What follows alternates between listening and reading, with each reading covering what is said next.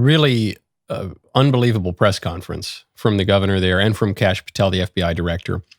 We got a lot of information. We got a lot of information about the shooter. We now know they got him. That was the opening of the press conference. We got him. We then got an interpretation of what the events mean because the governor was leading it. We got a vision of the path forward. That was an incredibly thorough, robust press conference here. So they have the suspect. The guy was living with his parents. He was, I think pretty clearly a member of the political left. In fact, when the governor was asked what the casings meant, what the engravings meant, he said, look, it says catch this fascist. I'll let you draw your own conclusions. It seems pretty clear to me. So this was, by all evidence, left-wing political violence. He also said that social media is a cancer and that our brains are just not wired to see this kind of political assassination up close in HD from someone that many people grew up watching, especially young people have been watching Charlie Kirk since they're 10 years old, and they see this guy murdered in a very gruesome way on their phones. He said, this is not good. This is not how we're built to live. Social media is a cancer. That's an amazing and largely accurate, I think, view of the situation. I was listening to a lecture the other day that pointed out that each social media website is tied to one of the deadly sins. I think this is in the Thomistic Institute. And so LinkedIn is avarice, and Instagram is pride, and X, Twitter, is wrath. And it's just, there's so much wrath, and it's so gruesome. I was speaking last night to someone who said, Michael, it's so scary.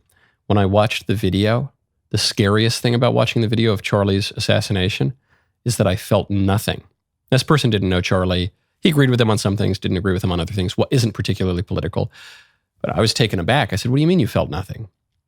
He said, I felt nothing because I'm so desensitized to seeing this violence. It was 10 years ago. If you wanted to see a really gruesome video, you had to go to the darkest corners of the internet. Now, he said, I've seen multiple murders just in the past 3 days in high definition on my phone. He said it scared me, that fact about myself. No question about it. And then the governor said he didn't want to be preachy, but he gave a kind of a political sermon about opinions and about how horrified we all are that people are now being murdered for expressing their opinions. And this gets to the almost universal reaction to Charlie's murder on the right, on the left. And this is where I think people are actually misinterpreting things. You saw this quite clearly even just yesterday on The View from Alyssa Farah, articulating much the same view that everyone else is mentioning.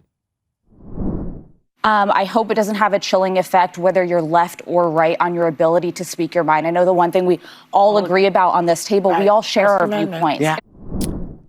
I don't agree with that. And I agree with the broader sentiment that I want to get back to a civil society where we can speak and where we can articulate views like reasonable people and have our traditional self-government and all the rest of it. I certainly agree with the governor on that. I agree with everyone who's saying it. But I don't agree that the immediate reaction to this has to be to just speak a lot more, to not tamp down any kind of speech. That what we need to do, we just need to engage a lot more in the open marketplace of ideas. I think that is a totally wrong interpretation of what's just happened. Charlie Kirk did the best job it is possible to do in the most generous, gracious way of engaging with the left in the free marketplace of ideas. He did it literally in a wide open field many, many times. Anybody could come up to him and ask him any question about anything. He gave it the best shot. And the left killed him for it. The left murdered him for it. He did the most noble thing you could possibly do in the free marketplace of ideas, and they murdered him for it. And as I mentioned on the show yesterday, in a battle, a physical battle or a rhetorical battle, your opponent gets a say too. You don't get to just make up all the rules. And what the political left has said, and it's not just the murder of Charlie. This has been going on for years and years and years. Threats and attempts at violence against many people on the right. And it's almost uniformly from the left against the right, reaching its horrific and tragic peak in the political assassination of Charlie Kirk. They said, the left said, no, you want to come into the free marketplace of ideas, we're going to shoot you. Well, you can't have a marketplace if people don't feel safe to go into the marketplace. No one's going to go to buy the goods. You can't. You can't have a free and open and flourishing marketplace if people can reasonably expect a bomb to go off in the marketplace at any given moment, if they feel that they'll be sitting ducks in the marketplace. Marketplaces don't work that way because marketplaces need rules. Marketplaces need security. Marketplaces need order and peace in order to function. You can't have a marketplace if people keep shooting up the marketplace and the left keeps shooting up the marketplace. And so it seems to me what is called for now, if we want to return to a country that has a healthy exchange of ideas and in which we can all flourish and live together in a peaceable way without some kind of heavy-handed government around us, what we need to do in order to get to that is to be a little bit more forceful. I think we do need to tamp down some things. I think we do need to restore order. I think we need more arrests of criminals. I think we need more early interventions. I think we need more insane asylums. It's totally unclear what this shooter's psychiatric condition was, but broadly speaking, I think we've seen that with the Charlotte attack, with many of the leftist attacks, the transgender attacks in recent years. We need institutions that can take care of these people who cannot take care of themselves and who are constantly imperiling our lives and who have made it impossible to have a free marketplace of ideas. I think we need to be a little more forceful about delusions. We've entertained a lot of delusions. We've given license to a lot of delusions that have led directly to violence, and that is especially including transgender violence. But it's not just transgender violence. It's left-wing anarchism generally, Antifa, all the many, many delusions about our society. I think we need to be a little more clear about what the truth is, and we need to have the confidence and the dignity to stand up for the truth in the public square. Ostracism. I think we need a little bit more ostracism for the people who are celebrating the cold-blooded murder of a man who only ever wanted to talk it out. I think those people need to lose their jobs. I think those people need to be expelled from polite society. And they can have a little book club themselves where they can dance gleefully at the murder of innocent people, but they should not be permitted into polite society. I think we need clarity and force on that front. In the government, in the educational institutions, in corporate America, in society. William F. Buckley Jr., no less urbane and clubbable a conservative than William F. Buckley Jr. made this point 60 years ago. Some liberal on his show said, we need a really open society. We all agree with how open the society should be, right? The open marketplace of ideas, the open, open, open. He said, no. I think society should be considerably more closed.